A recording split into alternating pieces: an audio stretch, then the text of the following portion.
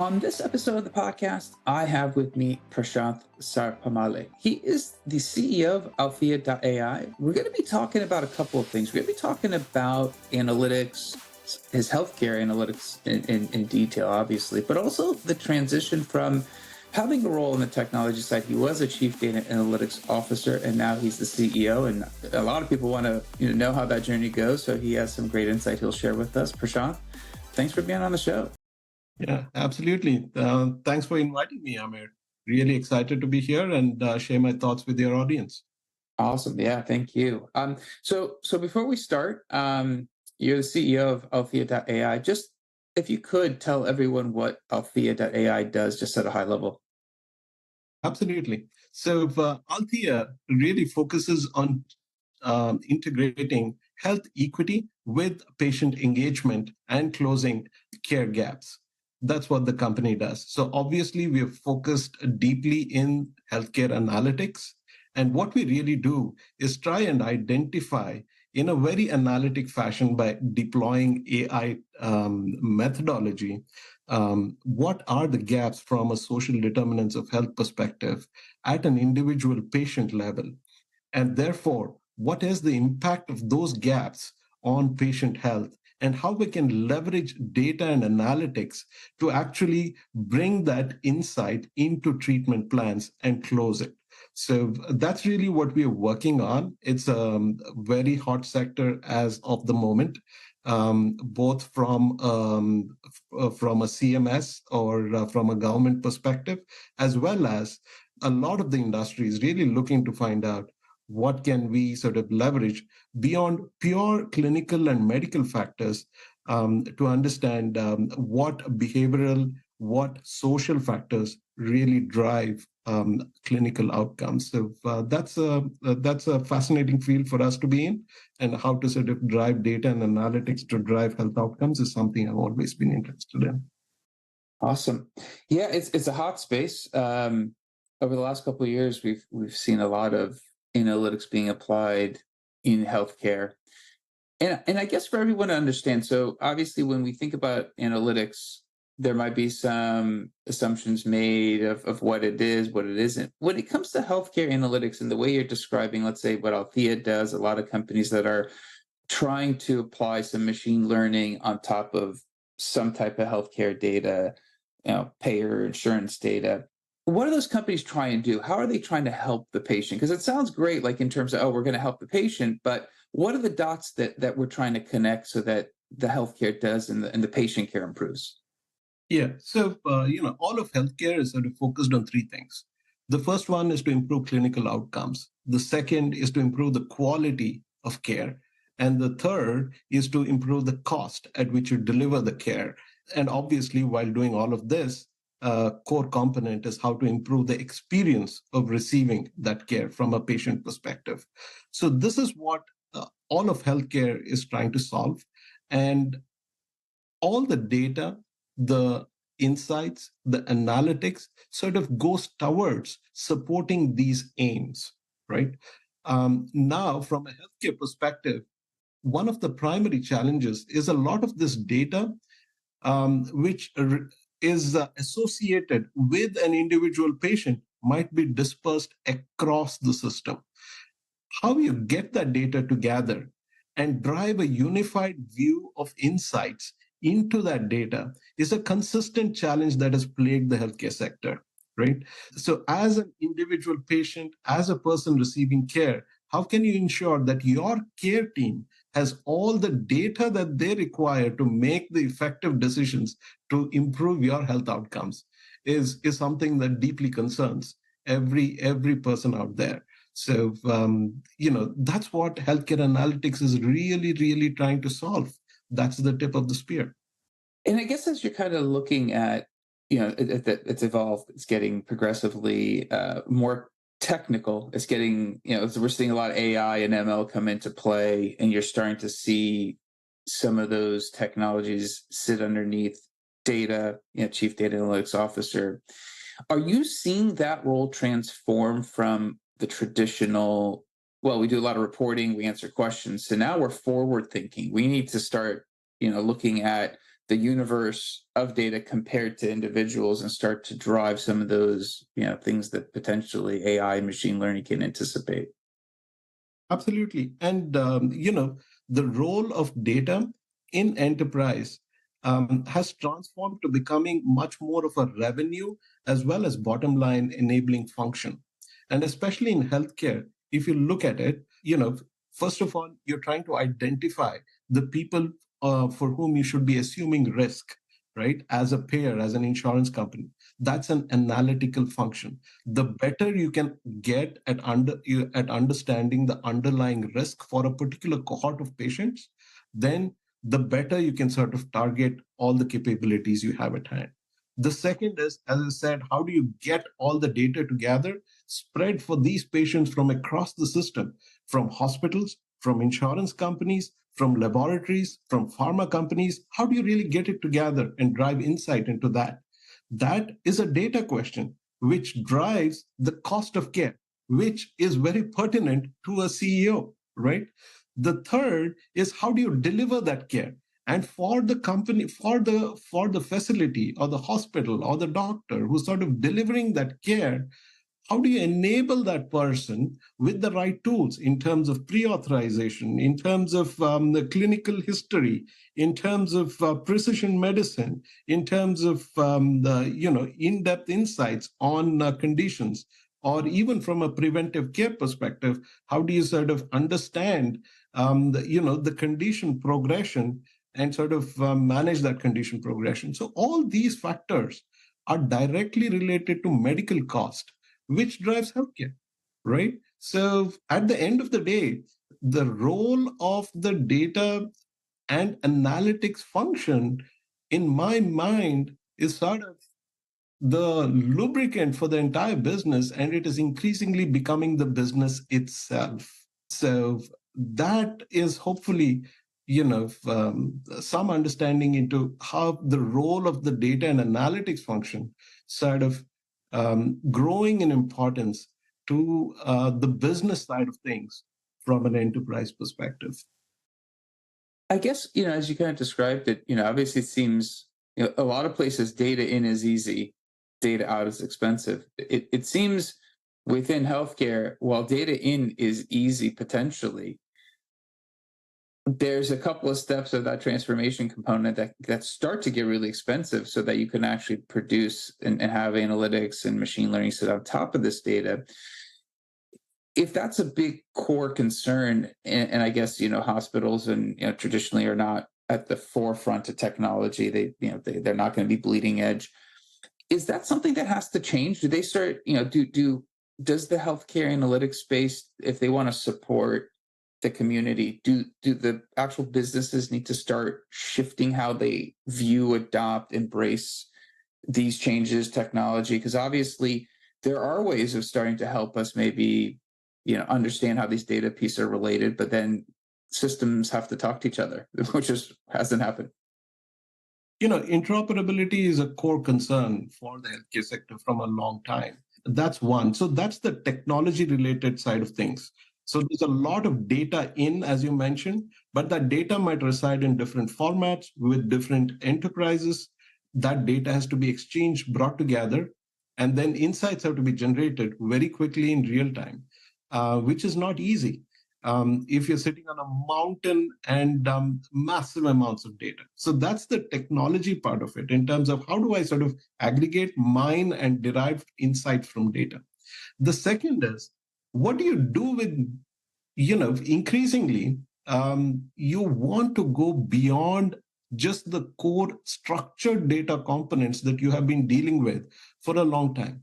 When I talk about structured data, in healthcare, for example, it's things like CPT codes, diagnosis codes, HCCs, lot of it, images, X-rays, all that has been very structured in terms of how we sort of get things together.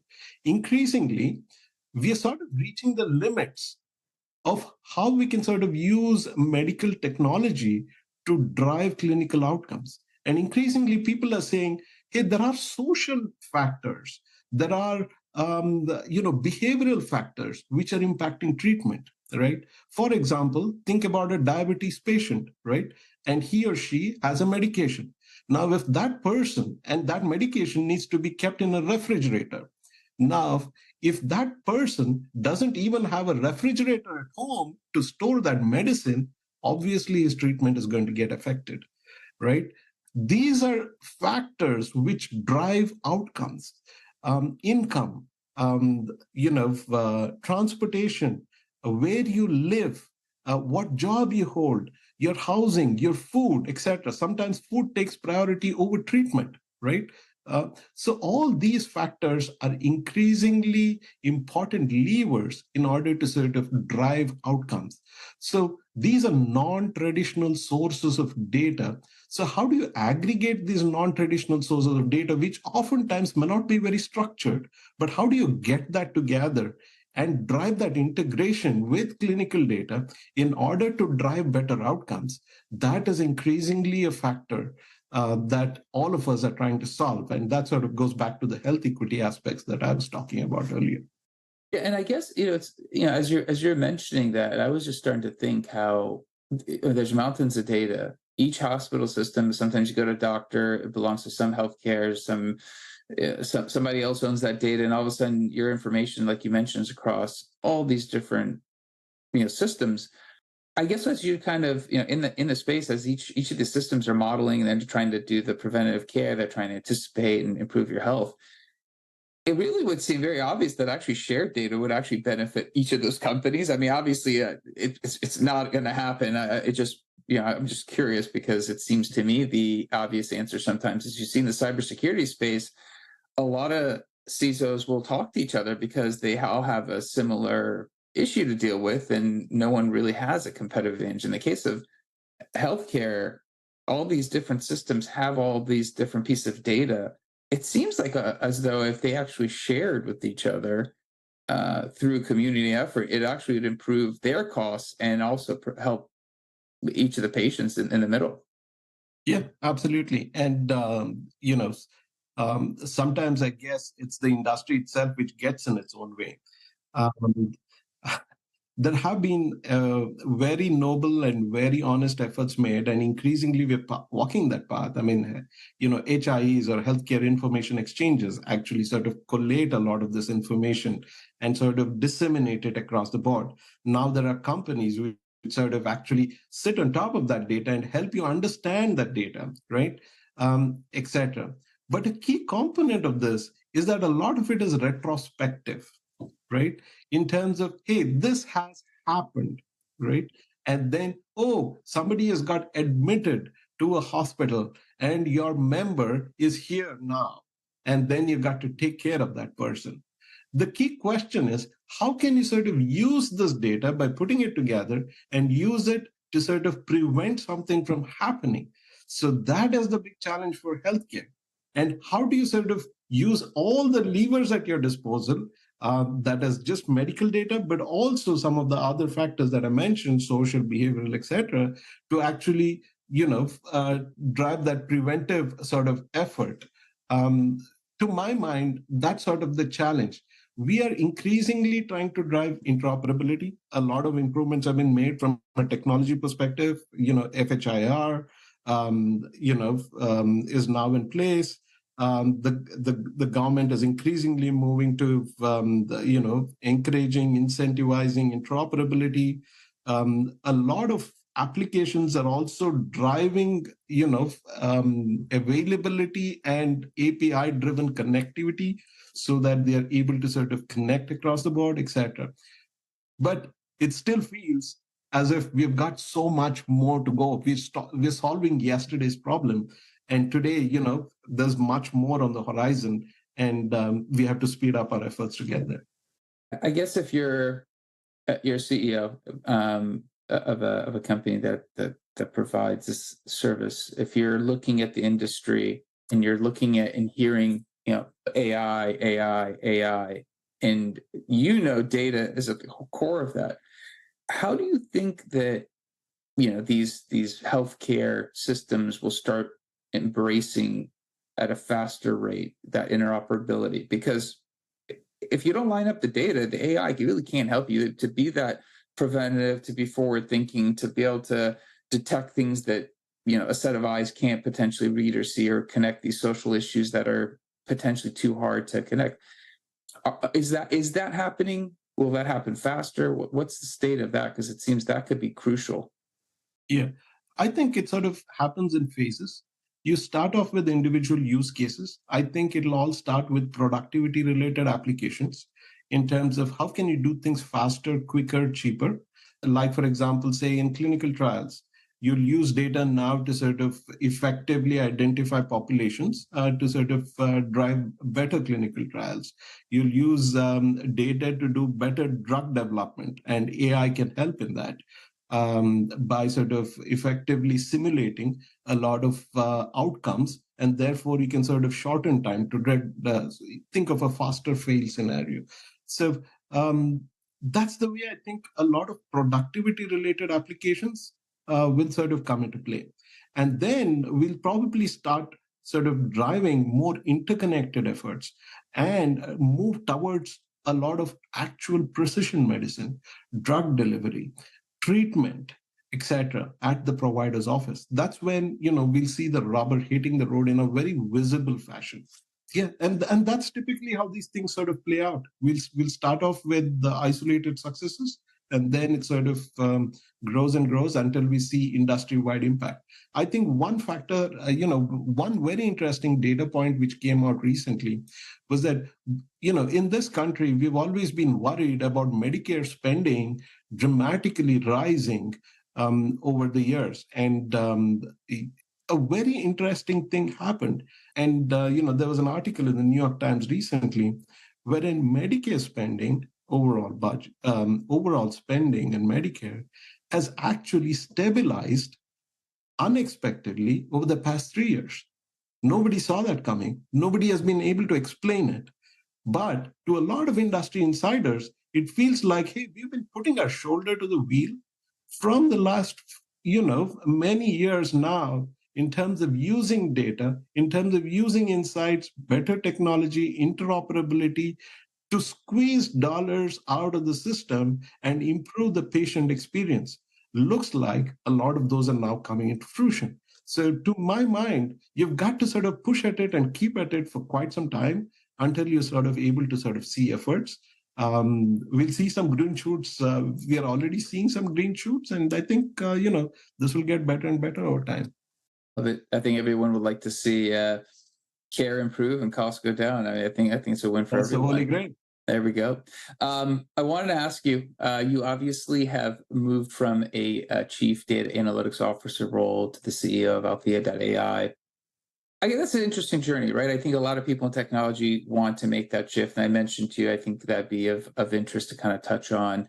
I guess to kind of take a step back, as the chief data analytics officer, maybe provide some context. You obviously had a seat at the table. You have the business, questions, critical business questions you're answering. How is that as a training ground for being a CEO? Because obviously there's a lot of people in that role that have an eye to the CEO because they feel they understand the business well. What is what does that step look like? And maybe talk about, as you kind of going down this path, what are some gaps that you need to work on to kind of round out, or have been rounding out through the time of taking this role as CEO? Absolutely. So, as I mentioned, data and analytics is increasingly becoming part of the business. And people who sort of view the CDAO role as sort of a business enabler are the people who sort of succeed in that role. So it's sort of like a bridge between technology and the business. And unless you and if you want to sort of go more into business, drive business outcomes, then you've got to sort of mold and shape yourself in that fashion. The second thing for me is that, even though I've been a data and analytic professional, I've been in the space of setting up businesses, setting up business units focused on data analytics within large corporations for most of my career. So that has helped me tremendously from having a P&L focus towards businesses in terms of looking at not just individual projects, not just individual technology outcomes, but also how these sort of move business outcomes for my customers.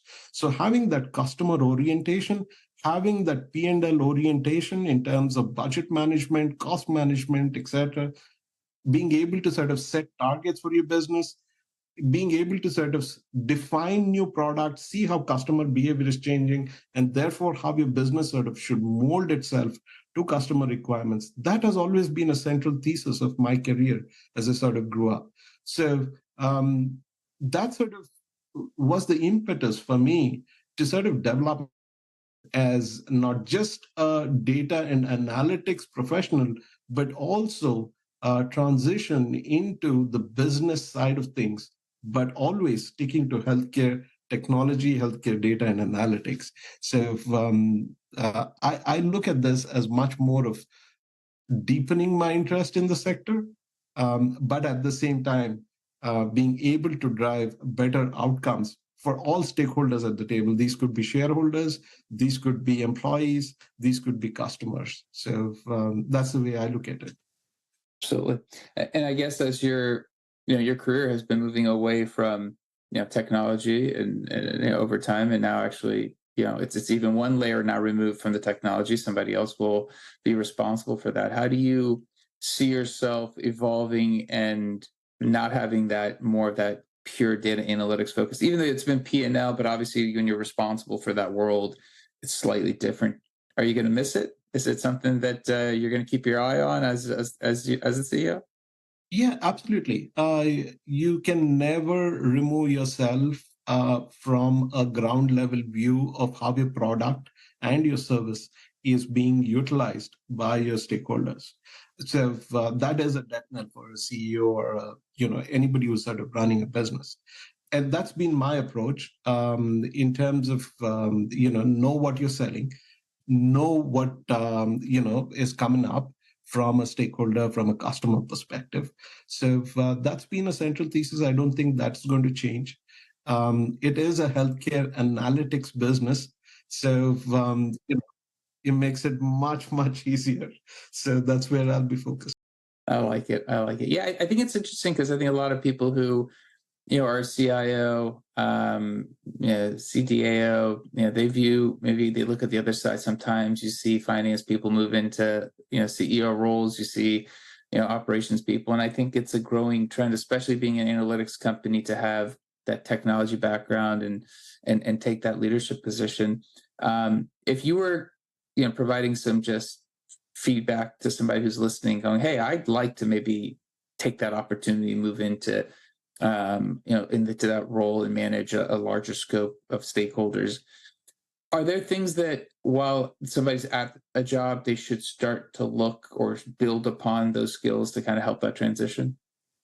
Yes. As I said, if especially in a data and analytics sort of role, and that's the role that I can speak best to because I've sort of traversed that journey, ensure you sort of are connected to the business application side of things along with the core technology. Understanding how data and analytics and your various applications are implemented and inserted into the business is very critical. Being able to speak the language of the business is very, very critical. So that's sort of the first thing. The second thing is, from a business perspective, I think being able to sort of take calculated risks in how you sort of develop your career is very important. Not being satisfied with the status quo, right? So once you sort of reach a level wherein you've sort of achieved what you could have, being being aspirational for sort of the next thing and being in that constant learning mode, I think is very, very critical. As long as you have that hunger to learn, hunger to expose yourself to unfamiliar situations and take on a reasonable amount of challenge, I think that's critical to sort of drive that next level movement into a more business oriented role. That's what people like to see. And that's what's driven me so far, right?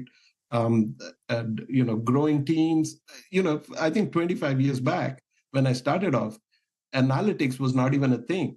We were solving, math problems for stakeholders. And, they said, hey, this is, you guys do this really well. Can you sort of do this for a living if we fund you? And that's how it all started. And, in 5-10 years, big data became a buzzword and analytics became a thing, etc. And our career sort of grew. But my core thesis was, hey, this drives value for people, and increasingly it sort of drives business outcomes. Therefore, it's a great field to be in, and that's the way I've sort of looked at it. And my chosen field of healthcare, the value that this drives is incomparable, from saving lives and driving outcomes perspective. Yeah, that's how I sort of view the journey from a data and analytics professional to sort of leading that function to being a CEO. Yeah, I think that's great. I think anyone who's listening to that, that's even outside of analytics, I think that describes how you can make those progressions into the high levels of management, that delivering that business value, the better business outcome. I think everyone is always looking for someone that can be an operator and deliver, and I think you kind of summarize that really well. Prashanth, thanks for coming on. Thanks for sharing. Super awesome to kind of listen to your journey, your views on analytics. Thank you for your time. Yeah, absolutely. Thanks so much. I had fun talking to you, and wish all your listeners the very best. Absolutely.